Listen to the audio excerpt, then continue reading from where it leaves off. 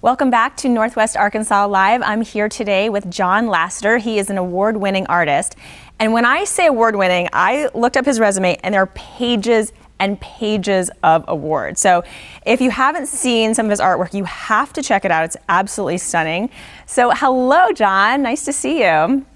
Hi, Asha. Thank you. Thank you. It's good to be here. So one of the things I had a question about, for people who don't know you, how would you describe your style or how your style has evolved over the years? Yeah, well, it's a pretty basic human desire to sort of draw what you see, and so kids always have a phase where they're trying to do that. And what I do is I'm a representational painter, which means I just love observation from an objective standpoint. It's just interesting to try to figure out what makes a tree, or a landscape, or a face. I come from that type of impulse, but the more you do that kind of thing, you tend to get bored with it, with just the repetition. And so I've got that in me too, and just involving a little more imagination as I go along. And I've been trying to study with really great artists along the way. And my most recent master that I went to study with was Israel Hirschberg, he's from Jerusalem. And he does a summer program in Italy. And so I got to spend 2 summers in Italy under his tutelage and just got so much from that. And I really kind of integrated historical art now into my practice, and I study it and just enjoy museums so much more now. So anyway, that's kind of how I've grown, and I just tried to explain that very quickly, but that's what my career has sort of looked like. And do you mostly use oils or? Yeah, oil painting from the start. It was very difficult, and I'm kind of challenge oriented. And when I saw how difficult it was going to be to wrangle this material and really get it under any sort of control, something in me was really sparked by that. And so I've pretty much stuck with that. Although I do sketching with graphite or charcoal just to think through ideas, but really the only medium I enjoy is oil. Okay. And so like you said before, you do a lot of sort of representational art. Does that mean, so that means outdoors, that means nature? Yeah, so I having the ability to draw kind of took the challenge out of it for me at some point. And I was like, okay, so what's something that I just can't figure out how to make something good out of? And it was the landscape. And so I took on that challenge, and I go to outdoor painting events to just try to develop a language for, one artist put it like, the landscape is like a box of air.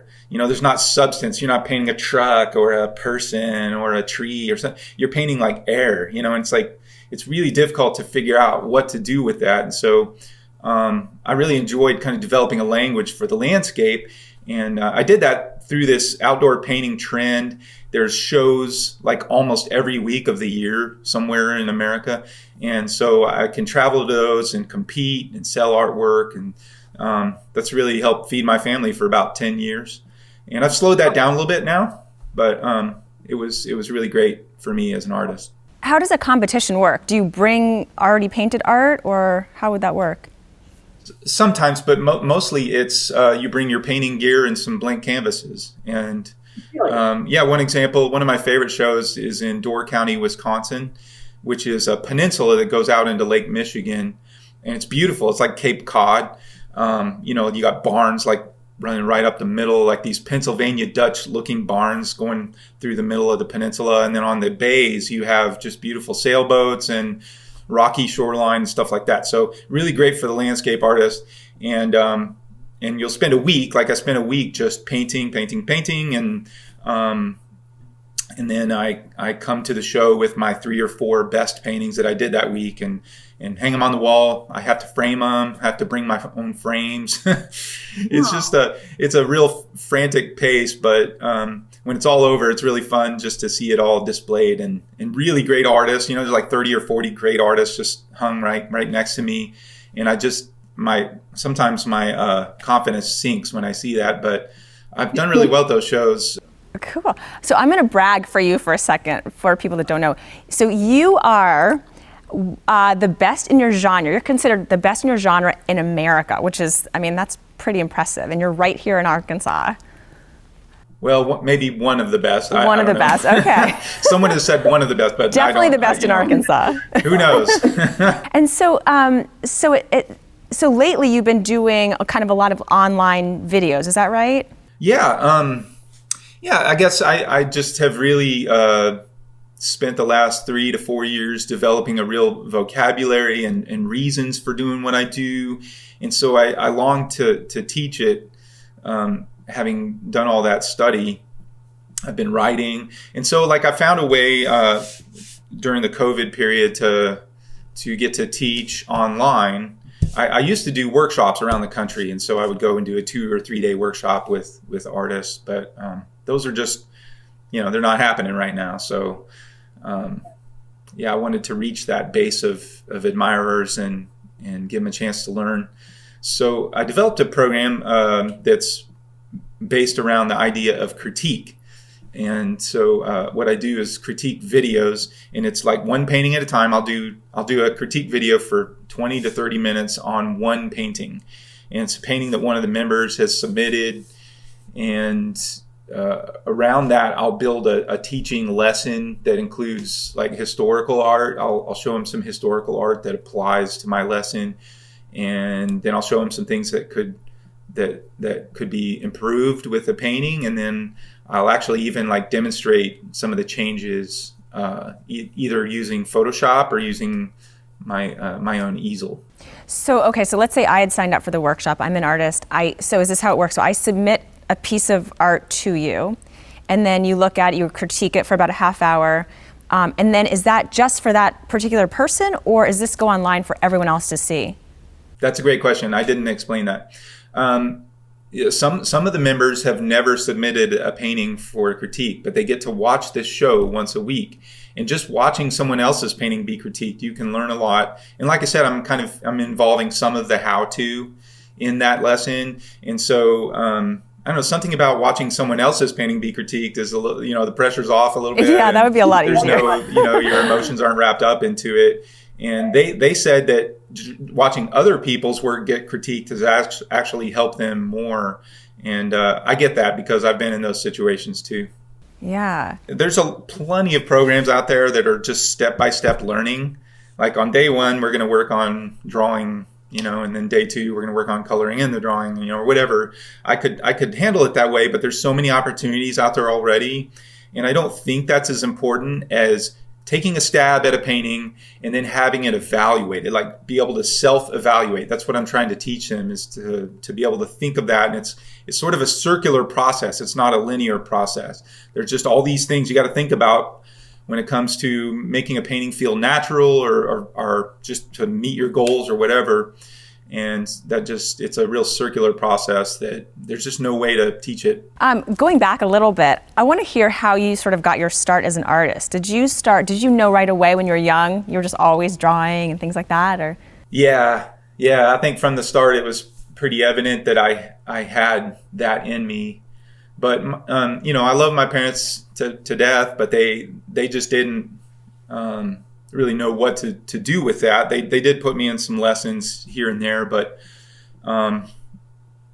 so I did draw, and I had a kind of an empathetic purpose to my drawing typically. Like I would draw greeting cards or something, and give them to people. And so I don't know, I had it in me, and I went to John Brown University in Siloam Springs and got a business degree. But I remember my senior year, I took as an elective a graphic design course with Dave Andrus. He's my wife's uncle.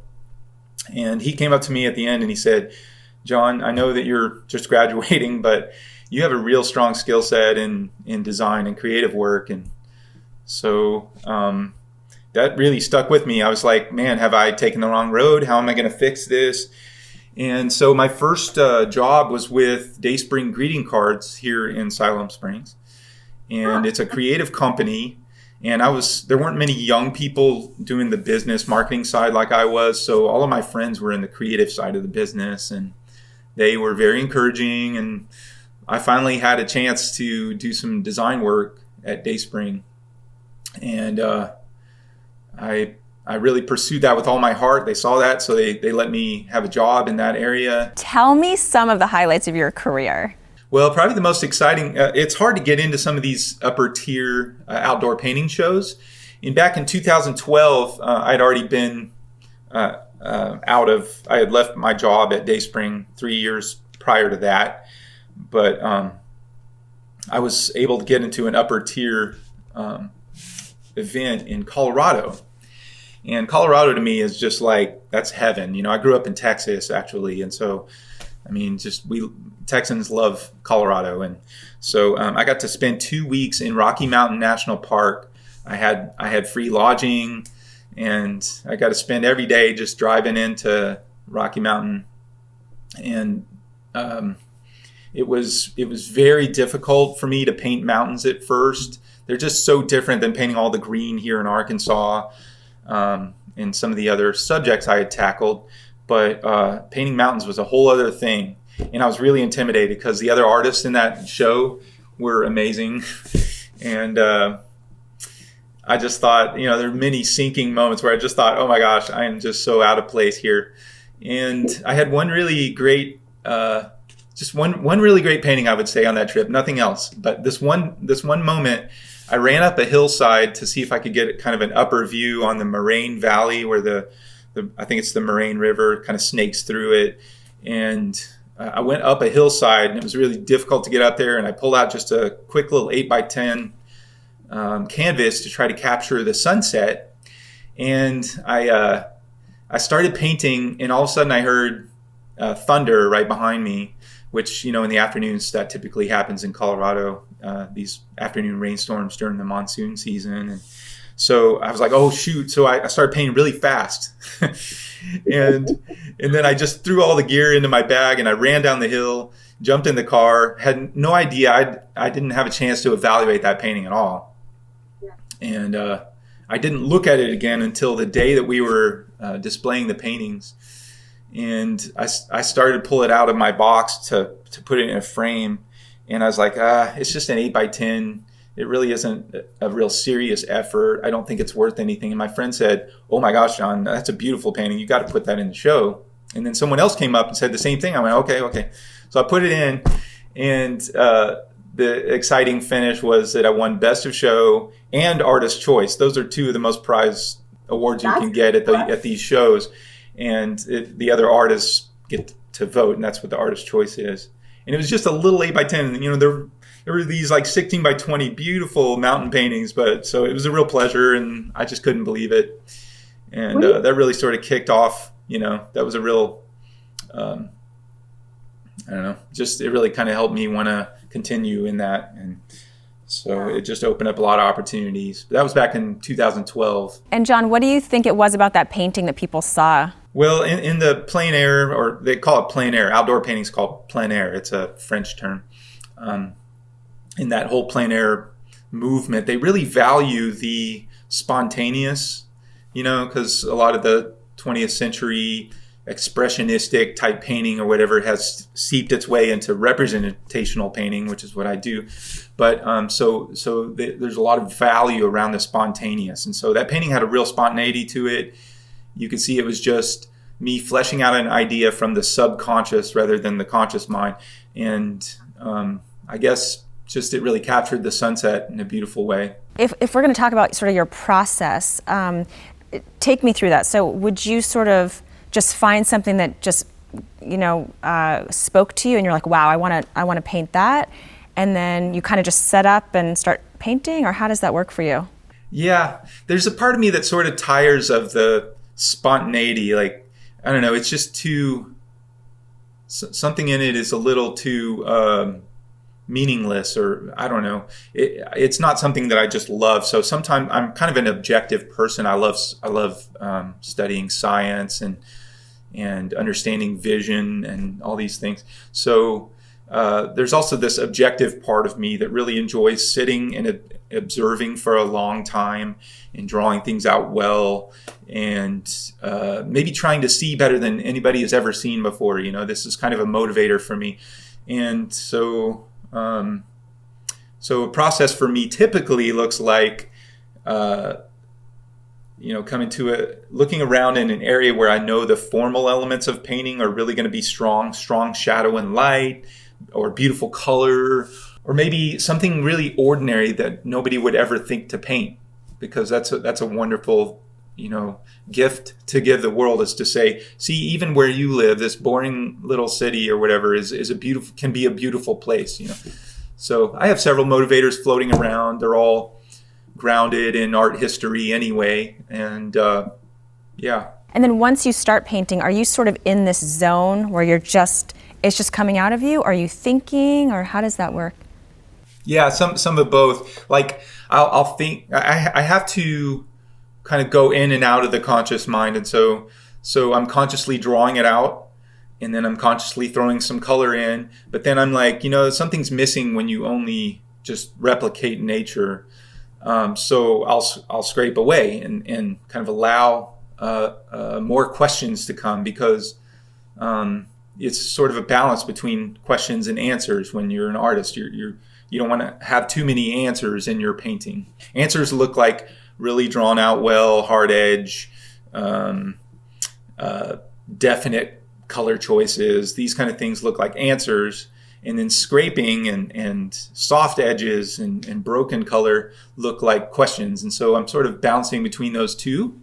And it's a fun process, but it takes time for me. I could hurry through something and do all right, but I never want to. So you're basically, when you're painting, you're really trying to sort of get the essence of what you're painting.